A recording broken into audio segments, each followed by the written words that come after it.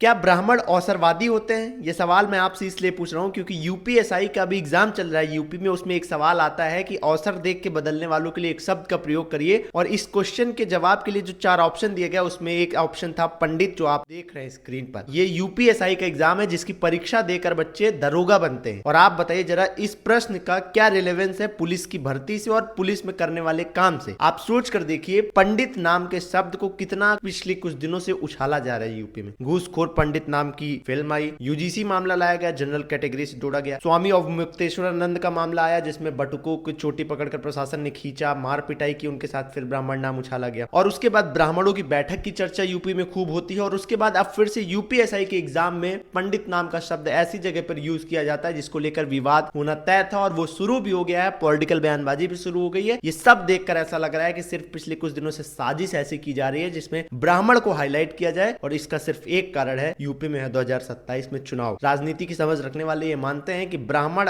एक तरफा किसी पार्टी को सपोर्ट करता है तो वो पार्टी जीतती है, और जब जब ब्राह्मण किसी दल का विरोध करता है तो वो पार्टी चुनाव यूपी में हारी है। अब पिछले 2 बार से बीजेपी लगातार जीतती हुई आ रही है। इसी वजह से इस बार लहर ना बने, इस वजह से कोई साजिश की जा रही है। क्योंकि आप सोचिए परीक्षा में ऐसे सवाल का क्या रिलेवेंस है। ये प्रश्न क्या आपसे कानून या फिर न्याय प्रक्रिया के बारे में जानना चाहता है कि आप कितना पढ़े लिखे हैं? पंडित क्या घूसखोर है हो सकता है? पंडित क्या अवसरवादी हो सकता है? ये कहां से उपज हो रही है? ये कौन से समाज के सवाल है? जाति सूचक शब्दों का इस्तेमाल करना कौन सी परीक्षा में सिखाया जाता है? इसका जिम्मेदार पेपर सेट करने वाले सिर्फ लोग नहीं बल्कि सिस्टम में बैठे वो अधिकारी जिन्होंने पेपर को चेक करके अप्रूवल दिया होगा। क्योंकि ये पेपर जिसने सेट किया होगा उसके बाद अप्रूवल के लिए भी गया होगा। हालांकि जो डिप्टी सीएम है यूपी के उन्होंने इसकी आलोचना की है, लेकिन सोच कर देखिए पंडित शब्द को जिस तरीके से उछाला जा रहा है पिछले कुछ समय में यूपी में, वो आगे आने वाले वक्त में कहां तक जाएगा और ये किस तरीके से समाज को बांटने की साजिश रची जा रही कुछ लोगों के द्वारा, जो भी हो मुझे नहीं पता है। लेकिन इस तरीके से सिर्फ पंडित शब्द को उछालना, कुछ दिनों बाद दलित राजनीति को भी हवा दी जाएगी क्योंकि वोट उनका लेना है, ओबीसी राजनीति को भी हवा दी जाएगी। और ये उसी का पार्ट माना जा रहा है कि किस तरीके से आदमी को, समाज को बांटा जाए और वोट बटोरा जाए। बाकी आपका क्या ओपिनियन है, कमेंट बॉक्स में बताइए।